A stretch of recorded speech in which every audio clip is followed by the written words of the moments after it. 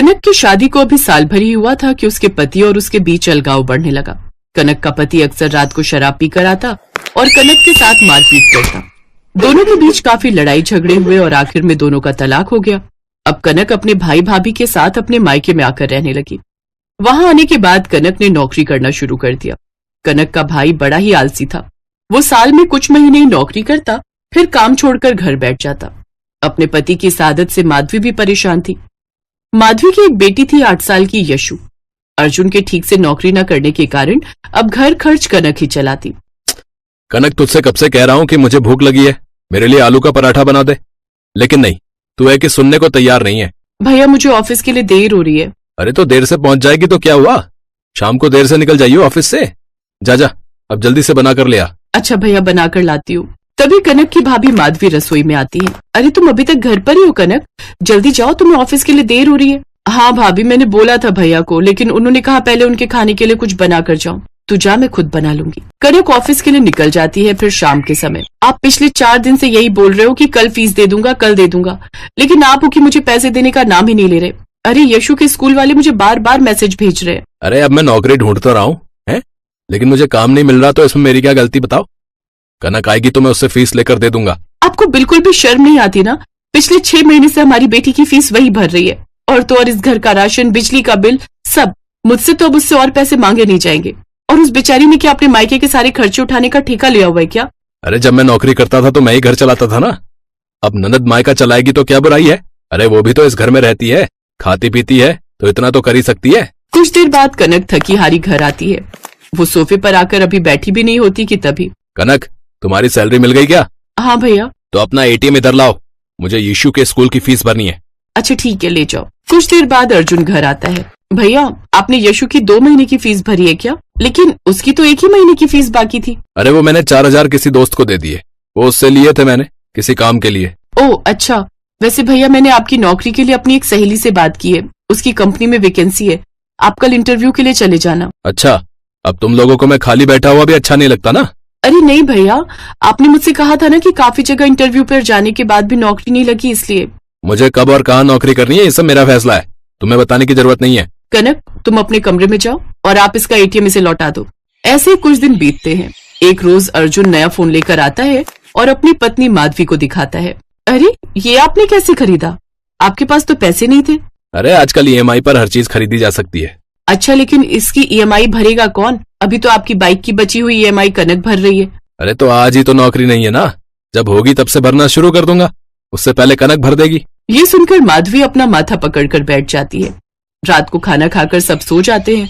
अचानक आधी रात को 8 साल की यशु पेट पकड़कर जोर जोर से रोने लगती है।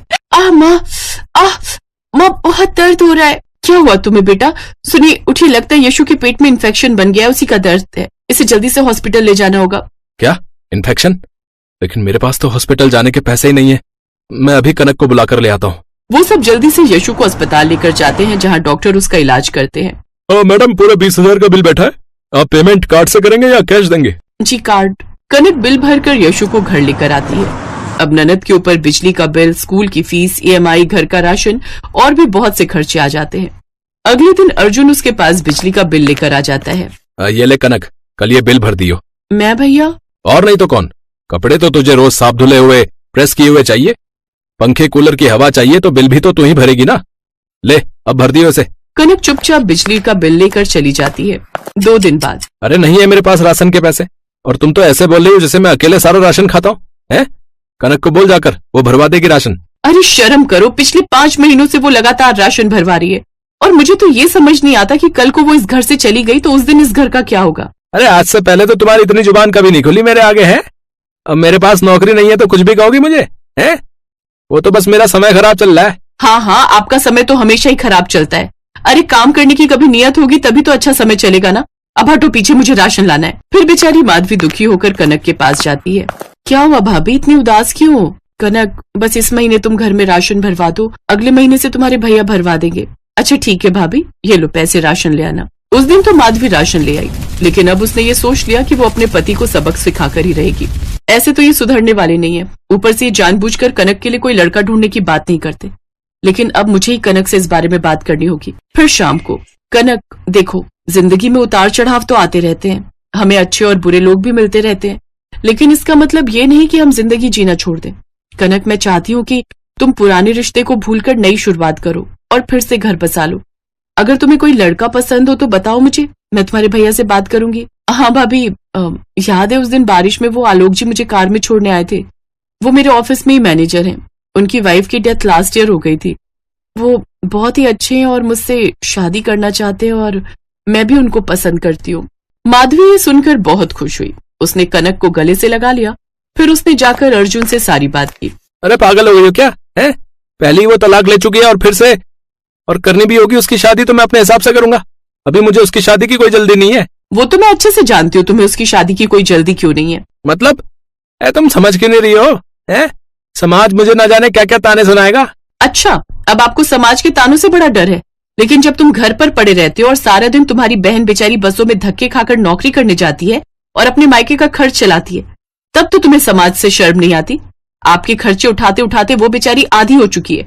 अब तुम मेरा साथ दो या ना दो, मैं तो उसकी शादी करवा कर ही रहूंगी और उसकी शादी के बाद मैं अपनी यशु को लेकर अपने मायके चली जाऊंगी। और हाँ, अकेले तो बिल्कुल नहीं जाऊंगी। दहेज में जितना भी सामान आया है ना, वो सब लेकर जाऊंगी। ये सब बातें सुनकर अर्जुन को अपनी गलती का एहसास होता है और वो कनक से जाकर माफी मांगता है, साथ ही माधवी से भी माफी मांगता है। फिर अगले ही दिन जाकर नौकरी के लिए इंटरव्यू देने जाता है, जहां उसका सिलेक्शन हो जाता है और उसकी अच्छी तनख्वाह पर नौकरी लग जाती है। फिर माधवी और अर्जुन मिलकर कनक की शादी आलोक से करवाकर उसे खुशी खुशी विदा कर देते हैं, जहां कनक अब अपने ससुराल में खुशी खुशी रहती है। चलो भाई, मोहल्ले की सारी औरतें तो आकर चली गई। बेटी रितु, इससे मिलो, ये है तुम्हारी ननद यानी मेरी छोटी बेटी शालू। कैसी हो भाभी? मैं ठीक हूँ दीदी, आप बताओ। बड़ी इच्छा थी आपसे मिलने की। रितु की बात सुनते ही उसकी सास उपमा और उसकी ननद शालू जोर जोर से हंसने लगी।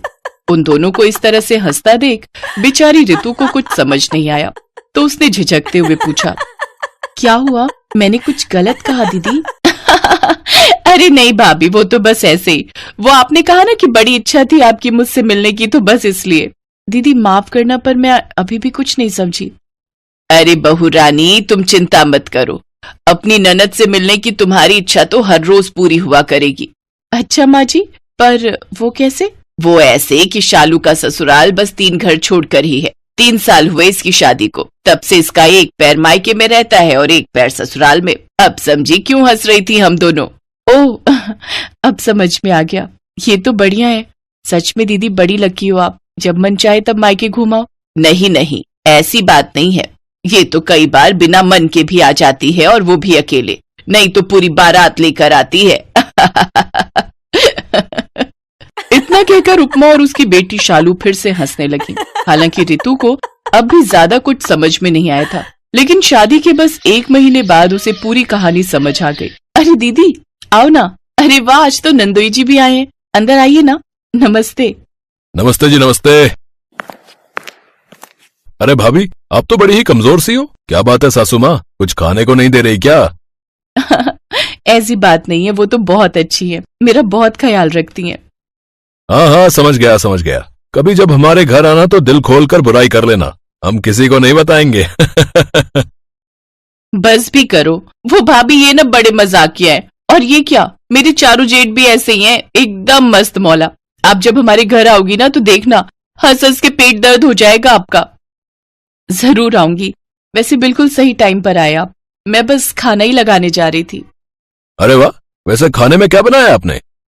भिंडी, दाल चावल और हलवा। तो फिर अब देर मत कीजिए भाभी, जल्दी से पेट पूजा करवाई दीजिए। उस दिन शालू और केशव ने पेट भरकर खाना खाया, और इतना खाया कि बेचारी रितु के लिए कुछ बचा ही नहीं। लेकिन उसके मन में सुकून था कि उसने अपनी ननद और नंदोई की अच्छी आवभगत की। वो दिल से खुश थी कि तभी दरवाजे की घंटी फिर से बजी। अरे दीदी, क्या हुआ, कुछ भूल गई क्या? नहीं नहीं, मैं कुछ नहीं भूली। इनसे मिलो, ये है मेरे सबसे बड़े जेठ ईश्वर जी। पता है, हम लोग यहाँ से निकले ही थे कि भाई साहब बाहर ही मिल गए। फिर मैंने जब इन्हें बताया कि मैं आपके हाथ का हलवा खाकर आ रही हूँ, तो हलवे की तारीफ सुनकर ये भी चले आए। अब थोड़ा हलवा बचा है क्या भाभी?